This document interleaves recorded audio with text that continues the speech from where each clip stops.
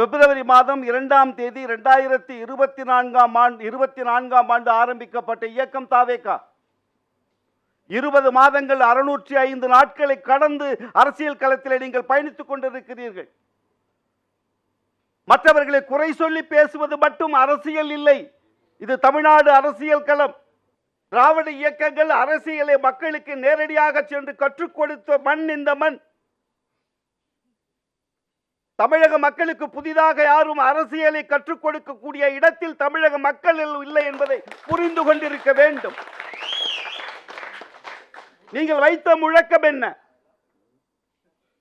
அரசியல் எதிரி திமுக, கொள்கை எதிரி பாஜக, மாற்று அரசியலை தருவோம் என்கிற முழக்கத்தோடு இயக்கத்தை துவங்கி இருக்கிற நீங்கள் இந்த மூன்றையும் சரிவர செய்திருக்கிறீரா என்கிற சுய பரிசோதனை நீங்கள் செய்து கொள்ள வேண்டும் என்பதற்காக நான் சில குறிப்புகளை தருகிறேன்.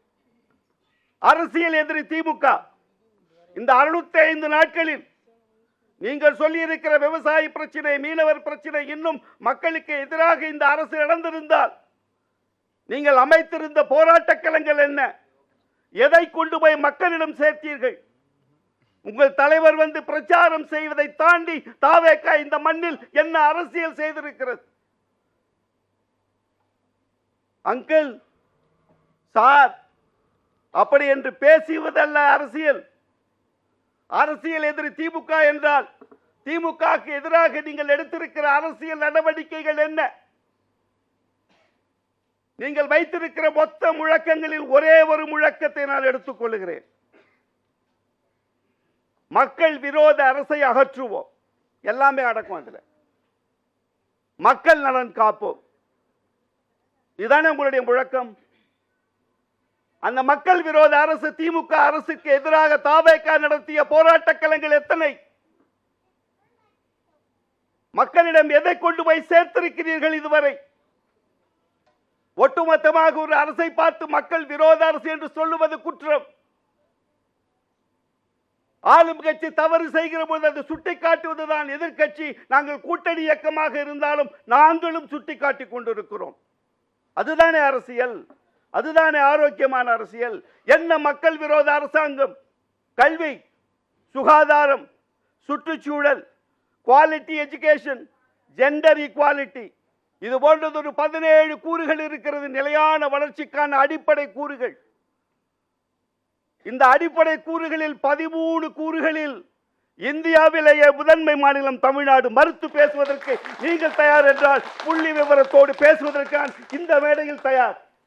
இன்றைக்கு இந்தியாவிலேயே தொழிற்சாலைகளில் அதிகம் வேலை பார்க்கிற பெண்களில் இந்தியாவிலேயே 47% பெண்கள் தமிழகத்தை சேர்ந்தவர்கள்.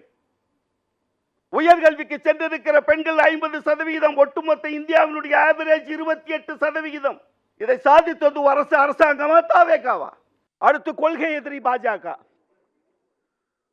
கொள்கை எதிரி பாஜக என்று சொன்னால் உங்களுடைய கட்சியினுடைய கொள்கை சமூக நீதி, சமத்துவம், மதச்சார்பின்மை.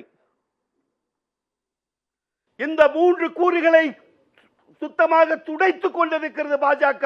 பாஜகவுக்கு எதிராக நீங்கள் வைத்த முழக்கம் என்ன? நரேந்திர மோடி எதிராக, அமித்ஷாவுக்கு எதிராக இந்த 3 கூறுகளையும் முற்றிலுமாக சிதைத்துக் கொண்டிருக்கிற பாஜகவுக்கு எதிராக நீங்கள் செய்த அரசியல் என்ன இந்த 605 நாட்களில்? பதில் சொல்லுங்கள். திமுகவை எதிர்ப்பது மட்டும்தான் உங்களுக்கு அரசியலா? கொள்கை என்பதுதான் முதல். அரசியல் எதிரி தேர்தல் களத்தில் மட்டும் உங்களுக்கு எதிரியாக தெரிவார்கள். ஆனால் கொள்கை என்பதுதான் உங்கள் கூட வரும், உங்களோடு இணைந்து வருவது. அதுல கோட்டை விட்டுட்டு விவசாயம் பார்த்தோமா, அதை பார்த்தோமா, மீனவர்களை பார்த்தோமான்னு பேசிக் கொண்டிருப்பதில்லை அரசியல். பொருளாதாரத்திலே பின்தங்கி இருக்கிறார்கள். இதுல இன்னொரு முக்கியமான செய்தி தெரியுமா உங்களுக்கு? எஸ்சி, எஸ்டி, ஓபிசி இந்த 3 பிரிவுகளிலும் வேலைக்கு பதிவு செய்யப்படாதவர்கள் யாரையுமே வேலைக்கு எடுக்கல. கடந்த 10 ஆண்டுகளில் 2014க்கு பிறகு உங்களுக்கு தெரியுமா? வேலைக்கு எடுக்கவில்லை. அதற்கு மத்திய அரசாங்கம் சொன்ன காரணம் என்ன தெரியுமா? அதற்கான எலிஜிபிள் கேண்டிடேட் கிடைக்கவில்லை என்று இதுவரையில் அந்த பணிகளை கொடுக்காமல் தடுத்து நிறுத்தி இருக்கிறது ஒன்றிய அரசு. தாவேகாவினுடைய போராட்ட களம் என்ன? மதிமுக போராடியது, திமுக கூட்டணி கட்சிகள் போராடியது, ராகுல் காந்தி காங்கிரஸ் இயக்கத்தை சேர்ந்தவராக இருந்தாலும் சமூக நீதியை பாராளுமன்றத்தில் பேச வைத்திருக்கிறோம். அது திராவிட இயக்கத்தினுடைய வெற்றி. உண்டா இல்லையா? மாநில ஆளுநர்களுடைய அட்டகாசம், அதை குறித்து என்றாவது நீங்கள் பேசி இருக்கிறீர்களா? அது மாநில உரிமைகள் பறிக்கப்பட்டிருப்பது குறித்து தாவேகா என்றைக்காவது இந்த அரசியல் களத்தில் பேசியது உண்டா? ஏன் பேசியதில்லை? மாற்றாந்தாய் மனப்பான்மையோடு நிதி தர மறுக்கிறார்கள். நிதி தரவில்லை. டெவல்யூஷன் ஃபார்முலான்னு போட்டு 1,69,000 கோடி யூபிக்கு கொடுக்கிறான், தமிழ்நாட்டுக்கு 36,000 கோடி.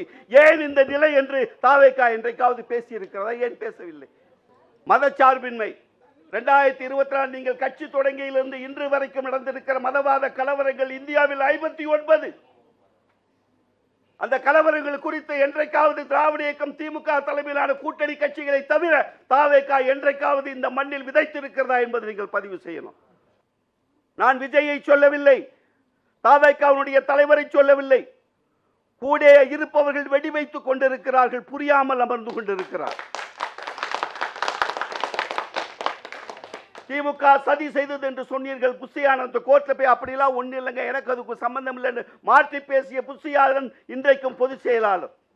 ஆதவ் அர்ஜுனா, என்னை பொறுத்தவரை அந்த கட்சியினுடைய தலைவராக நான் இருந்தால் ஆதவ் அர்ஜுனா நேற்றோடு இந்த உங்கள் என்னுடைய இயக்கத்தில் இருந்து நான் வெளியேற்றி இருப்பேன். கரூர் சம்பவம் வந்த பிறகு என்ன சொன்னார்?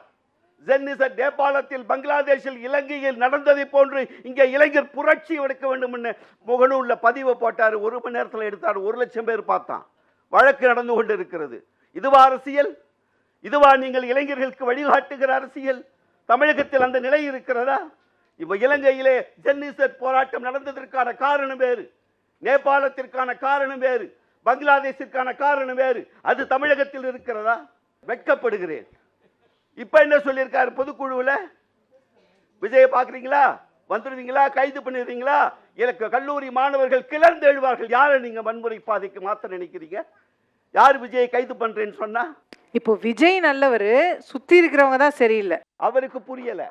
கல்லூரி மாணவர்களை கொண்டு வந்து வன்முறை பாதைக்கு மாற்றுகிற ஒரு இடத்திற்கு நீங்கள் நகர்த்தி இருக்கிறீர்களே, இதுதான் உங்களுடைய அரசியல். வெட்கப்படுகிறேன். தலைமை பண்பு 16 கூறுகளில் நான் ஒரு 8 கூறுகளை எடுத்திருக்கிறேன். தலைமை பண்புக்கு செரிஷ்மா, கவர்ச்சி அரசியல், அது ஒன்று மட்டும்தான் நான் இதுவரையில் விஜய் அவர்களிடம் பார்த்திருக்கிறேன். நேர்மையும் தார்மீக பொறுப்பும் அவரிடம் இல்லை, நான் பார்க்கவில்லை இதுவரையில். அர்ப்பணிச்சு அயராத உழைப்பை நான் பார்க்கவில்லை. சுய ஒழுக்கம் உங்கள் இயக்கத்தில் இருக்கிற தலைவர்களுக்கு இருக்கிறதா என்பதை சுய பரிசோதனை செய்து கொள்ள வேண்டும்.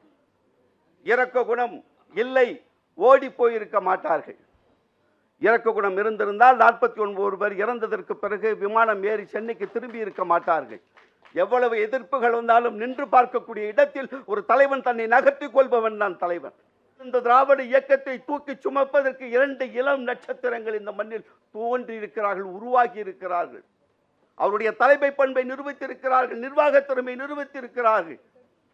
ஒன்று உதயநிதி ஸ்டாலின், துணை முதல்வர். 2வது எங்கள் துறை வைகோ. 18 மாத காலம் பாராளுமன்ற உறுப்பினர், எவரும் செய்ய துணியாத காரியத்தை செய்திருக்கிறார். ஒரு விளையாட்டுத்துறை அமைச்சராக, ஒரு துணை முதல்வராக தன்னுடைய நிர்வாகத்தை வளர்த்துக் கொண்டு செயல்படுகிறவர்கள். மகிழ்ச்சியோடு நிற்கிறேன். தாவேகாவுடைய அரசியல் பயணம் சரியான பாதையில் பயணிக்கவில்லை என்று சொல்லி நிறைவு செய்கிறேன். நன்றி, வணக்கம்.